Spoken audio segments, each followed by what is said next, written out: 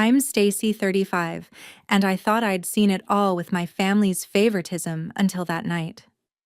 At my parents' 36th anniversary dinner in a bustling Chicago restaurant, the clinking glasses and laughter faded when my dad stood up, his voice sharp. "We wish your sister was our only child," he said, his eyes locked on me. The room went silent. My sister smirked, her smug grin cutting deeper than the words. Everyone, cousins, aunts, uncles, stared.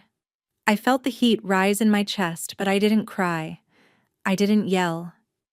I just burned inside, knowing this was the final straw. For years I'd poured my heart and money into their failing business only to be their punching bag. That night something snapped. I wasn't going to take it anymore. I walked out, my heels clicking on the hardwood floor, already planning my next move. 1 week later, their wish came true in a way they never expected, and their perfect little world started to unravel. "Imagine it was you, how would you respond? And tell me your country, so I can see just how far this story has reached." Growing up, I was always the afterthought. My parents, Philip and Carol, never let me forget it. When I was a kid, they'd beam at my sister Noreen, praising her straight A's, her debate team trophies, her perfect smile.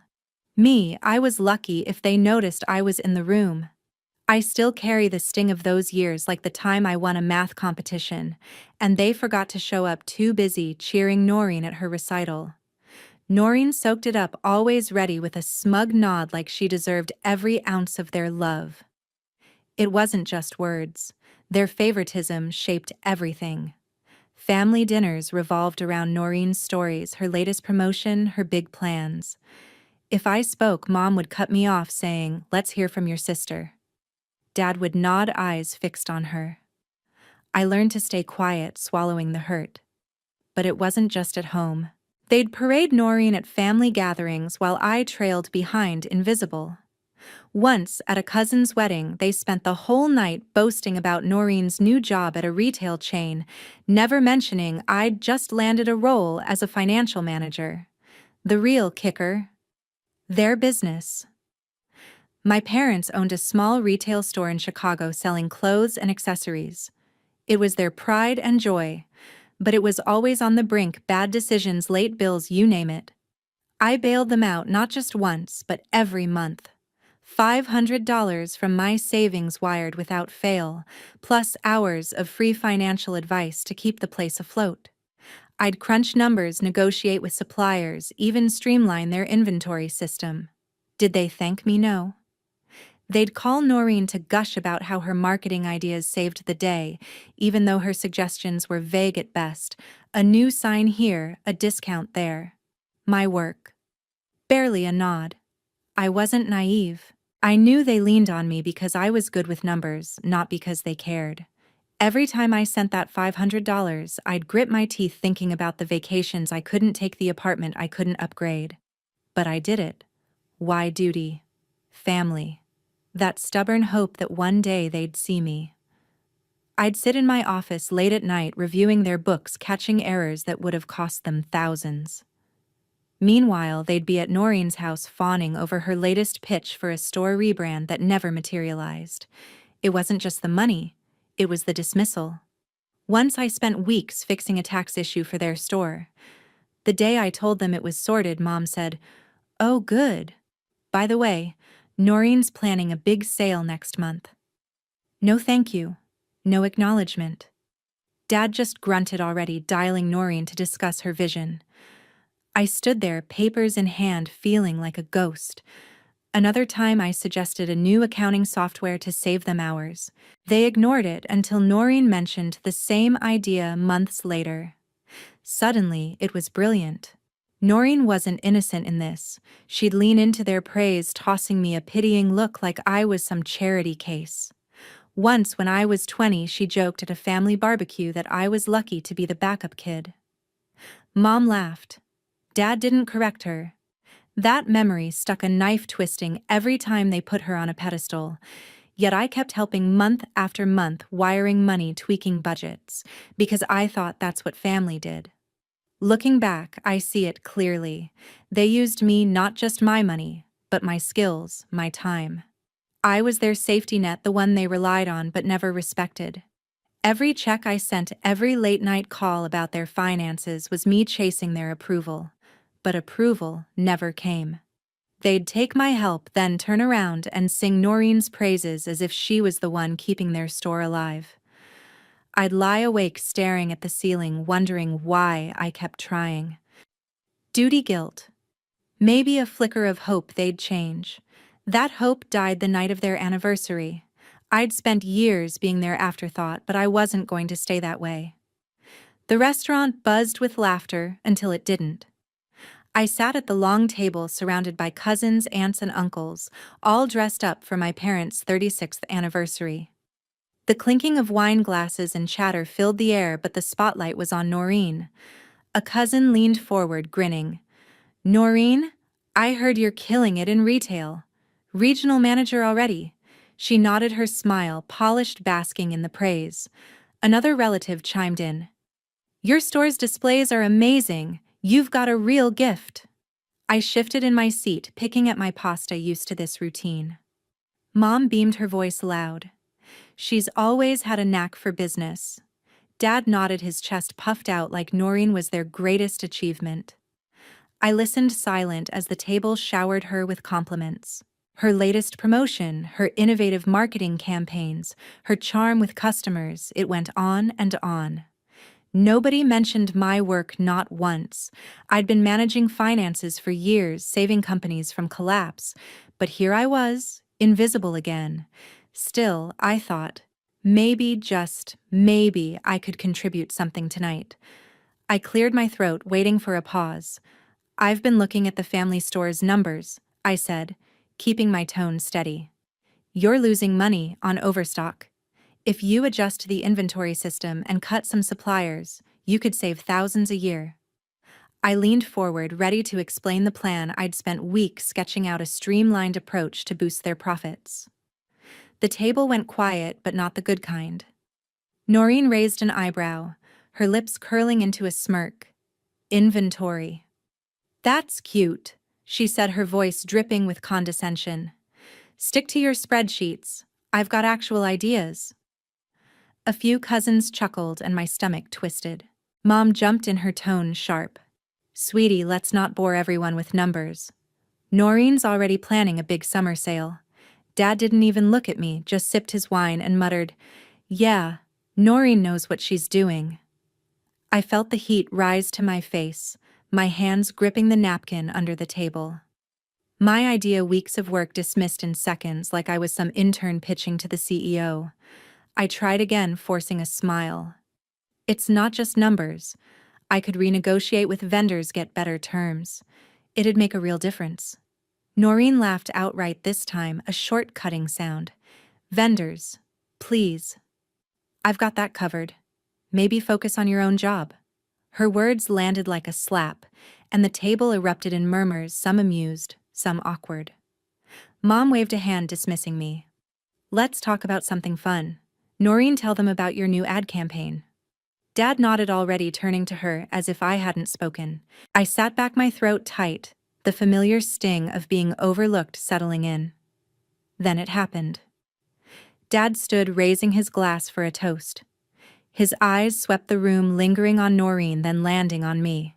His voice was clear, deliberate. "To 30 years of love, family, and our pride and joy. Honestly, we wish Noreen was our only child." The words hit like a punch, sucking the air out of the room. Forks stopped clinking. A cousin gasped. Noreen didn't flinch. She smirked, her eyes locked on mine, daring me to react. Mom didn't correct him. She just sipped her wine, her face calm like it was nothing. The silence stretched, every pair of eyes on me, waiting for tears or an outburst. I didn't give them that. My heart pounded, but I kept my face steady, my jaw set. Inside, I was unraveling the years of being pushed aside, crashing down. I'd spent my life trying to earn their respect, pouring my skills into their failing store, only to be erased in front of everyone. Noreen's smirk was the final straw, a silent taunt that I'd never be enough. I pushed my chair back, the scrape loud in the quiet room. "Enjoy your night," I said, my voice low but firm. I grabbed my purse and walked out, my heels clicking against the hardwood, every step fueling a fire in my chest. Outside, the cool Chicago air hit my face, but it didn't calm the rage building inside. I'd spent years swallowing their dismissals, their favoritism, their utter disregard. No more. As I stood on the sidewalk, the city lights blurring through my anger, I made a decision. I wasn't just going to walk away. I was going to end this cycle of being their afterthought once and for all. That night, I sat alone in my apartment. The sting of Dad's words. "We wish Noreen was our only child," burned in my chest sharper than ever. Noreen's smirk. Mom's silent agreement, the table's stunned faces, they replayed in my mind, each memory fueling a decision I'd been avoiding for years. I was done. Done being their afterthought, their bank account, their invisible fix-it person. I'd poured $500 a month into their failing store, spent countless hours balancing their books, negotiating with vendors, keeping their business alive. For what? To be laughed at, dismissed, erased in front of everyone. No more. I grabbed my phone, my hands steady despite the anger pulsing through me. I opened our family group chat, me, Dad, Mom, Noreen, and typed a message: "I'm done helping with the store. No more money, no more advice. Good luck." I hit send, my heart racing, knowing the chaos it would unleash. Within minutes, my phone lit up. Dad called first, leaving a voicemail I didn't bother to check. Mom followed with a text. "What's this about? Call me now." Noreen sent a single word: "Seriously." I stared at the screen, their words blurring together, and felt a strange calm. I wasn't going to answer. Not tonight. Not ever. By morning, the calls multiplied. Dad left 3 more voicemails, his tone shifting from confusion to irritation. "We need to talk about this," he said, in one as if I owed him an explanation. Mom's emails flooded my inbox, long, rambling messages about how the store was our family legacy and how I couldn't just abandon them. Noreen called twice, her voice sharp, demanding I stop overreacting. I let every call go to voicemail, every email sit unread. Their panic was palpable even through the screen, but I felt no guilt. They'd relied on my money and expertise for years, never once thanking me, always praising Noreen instead. Now they'd face the consequences. The store was a mess without me. I knew it would be. My $500 a month covered their late bills, kept suppliers from cutting them off. My advice hours spent analyzing their finances, streamlining their operations, had been the only thing keeping them afloat. Without it, they'd sink, and fast. I didn't feel sorry for them. I felt free. For the first time, I wasn't chasing their approval, wasn't begging for a scrap of respect. I was taking back my power, and it felt good. But Noreen wasn't done. 2 days later, I got a notification, a new post on her Facebook page, public for all our family and friends to see. "Some people think they're indispensable," she wrote, "but they're just jealous and petty, stirring drama to feel important." She didn't name me, but the message was clear. Comments poured in, cousins and mutual friends speculating, some even tagging me. Then came the private messages, acquaintances asking if I was okay, others hinting I'd been difficult at work. Noreen didn't stop there. She posted again, this time about my failed relationships, claiming I was too focused on my career to keep a boyfriend. Lies, all of it, but the damage was done. My phone buzzed with notifications, each one a jab at my reputation, my job, my life. I scrolled through her posts, my jaw tight. Noreen had always been smug, but this was a new low. She was trying to paint me as the villain, the unstable one, to deflect from their crumbling store. I could have fired back, could have aired their dirty laundry, how they'd begged for my help, how Noreen's brilliant ideas never worked. But I didn't. Responding would mean playing her game, and I was done with that. I blocked her on Facebook, muted her number, and ignored the growing pile of emails from Mom and Dad. Their desperation was their problem now, not mine. The pressure didn't let up. Dad called from a different number, leaving a message that started soft but turned sharp.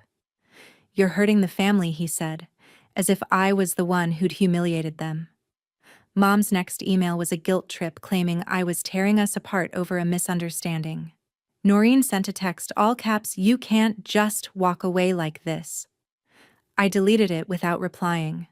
Their words didn't sway me. They only confirmed what I already knew. They didn't care about me.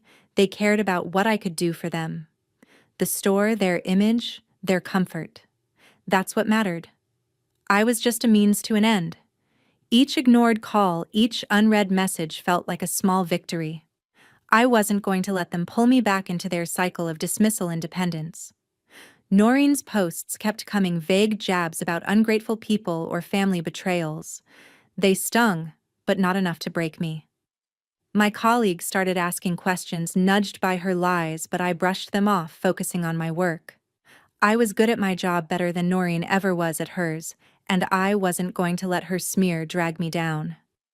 Sitting at my desk, I thought about the store, how it would crumble without my help, how they'd scramble to fix what I'd held together for years.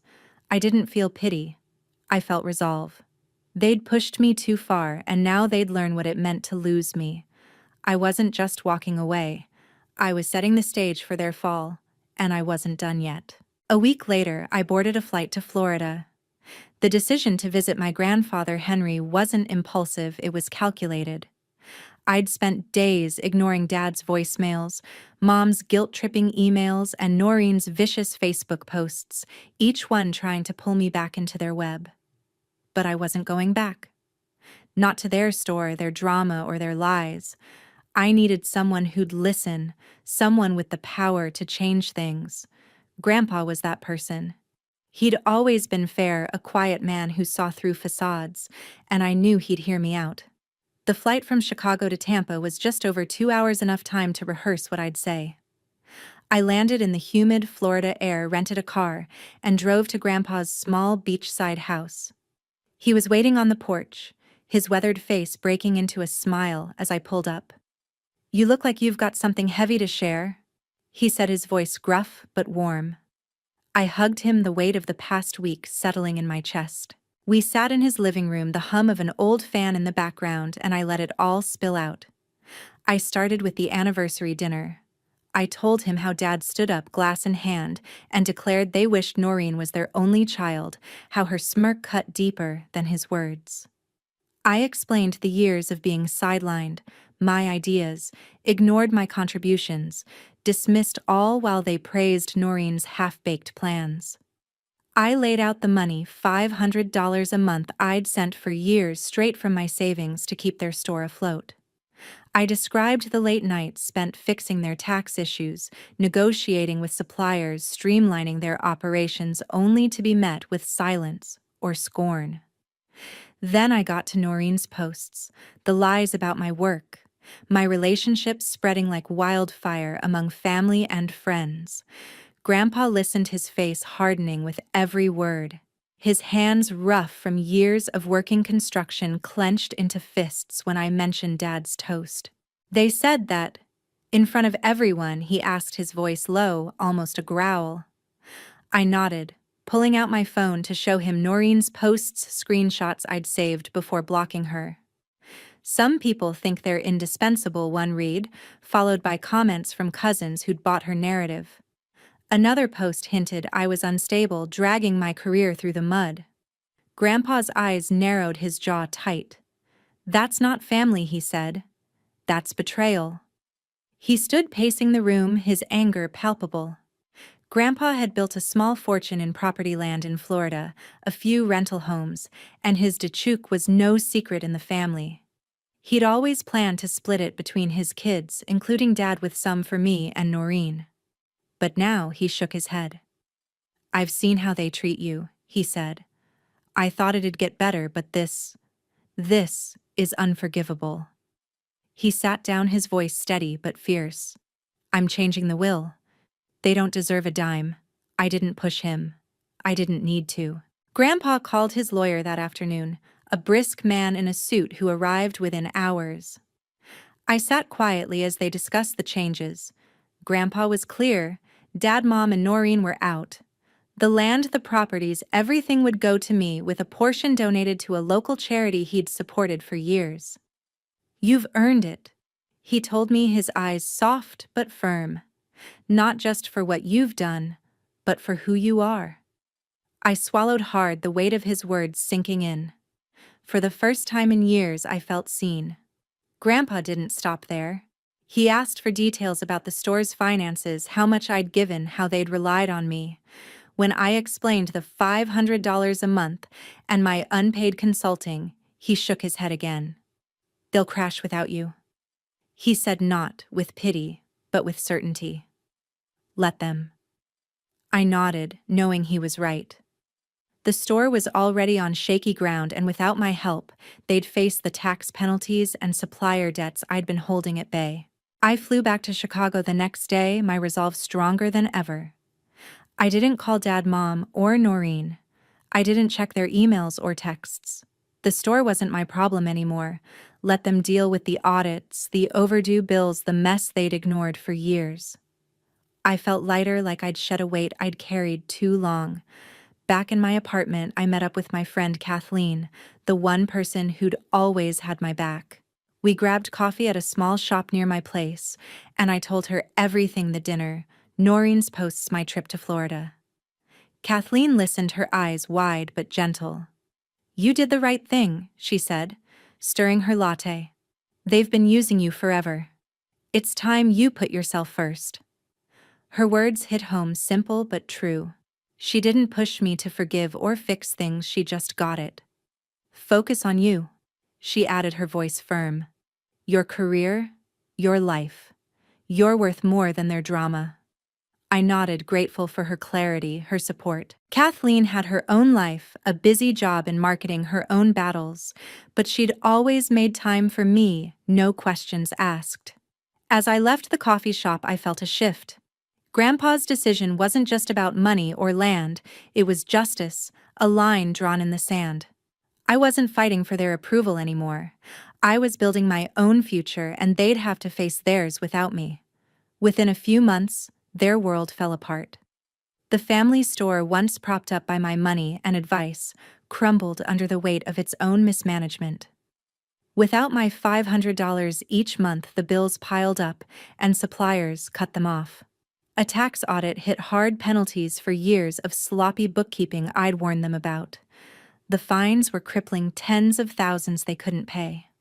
Dad tried to negotiate, but his charm didn't work on IRS agents. Mom scrambled to sell inventory, but it was too late. The bank foreclosed, and the store shut its doors for good. I heard about it from a cousin, not from them. I didn't call to check in. They'd made their choices. Noreen's big plans went down with the ship. She'd been pitching investors, boasting about turning the store into a chain, using her so-called retail expertise to sell the idea. But with the store gone, her pitch fell flat. Investors backed out, unwilling to touch a sinking business. Her reputation took a bigger hit when her Facebook posts backfired. A few relatives, tired of her smug attacks, started digging. They found out I'd been the one keeping the store alive, my money, my work, not her brilliant ideas. A cousin posted a screenshot of my bank transfers, proof of the $500 I'd sent monthly. The comments turned fast. "You lied about her," one aunt wrote. "She carried you all." Noreen tried to delete her posts, but the damage was done. Family friends unfollowed her, and her colleagues whispered about her exaggerations. She was left scrambling to save face, but no one bought her excuses. Dad and Mom faced their own reckoning. Without the store's income, their debts racked up from years of poor decisions swallowed them whole.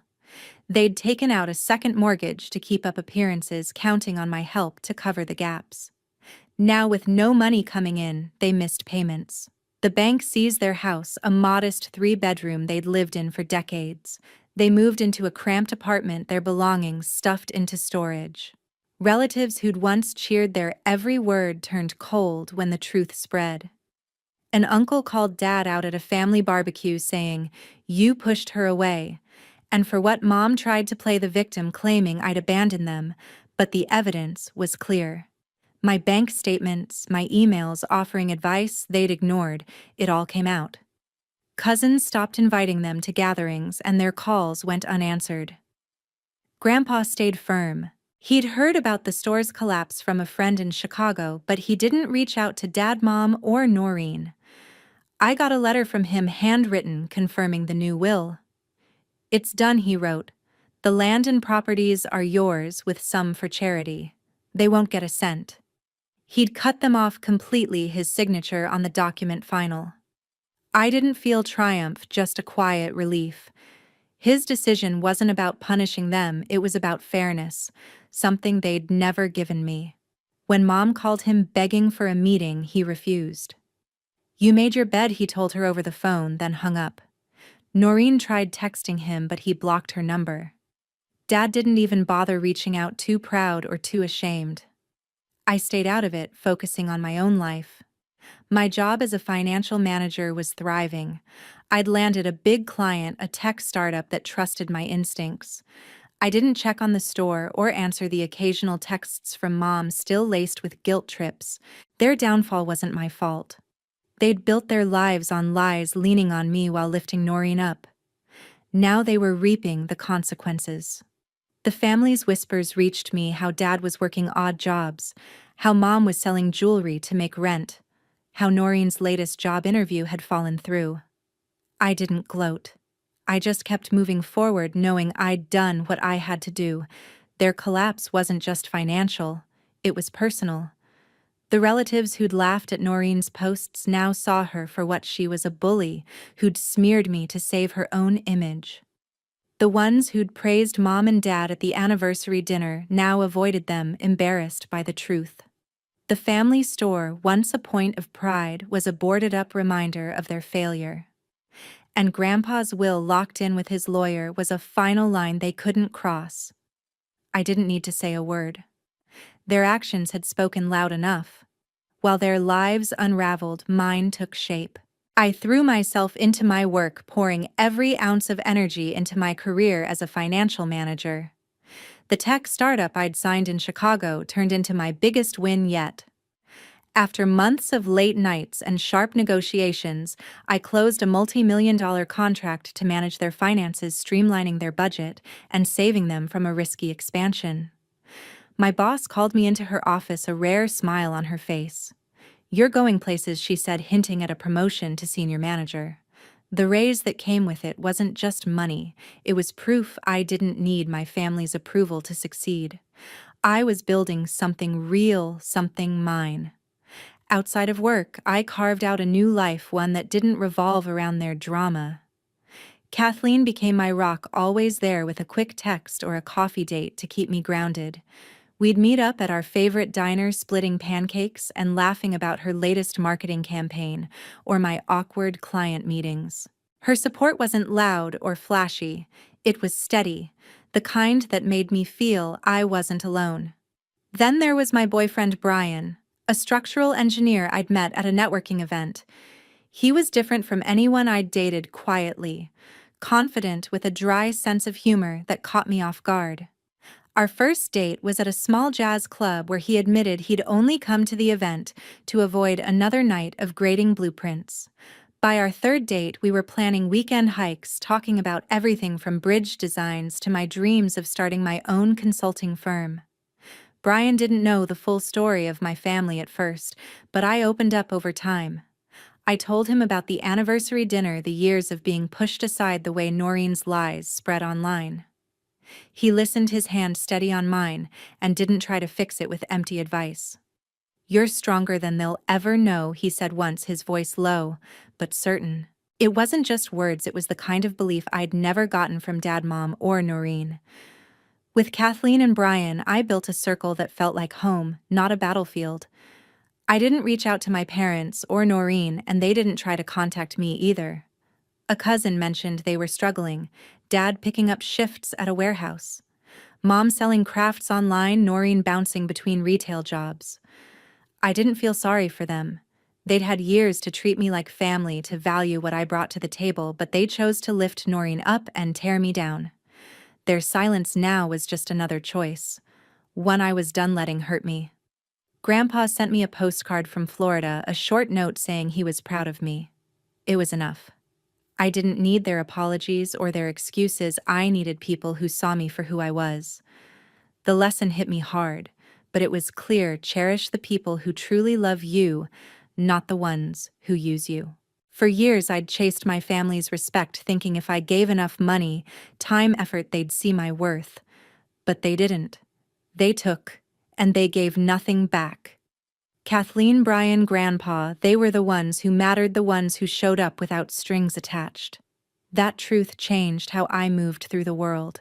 I stopped seeking validation from people who'd never give it and started investing in those who did. My life wasn't perfect.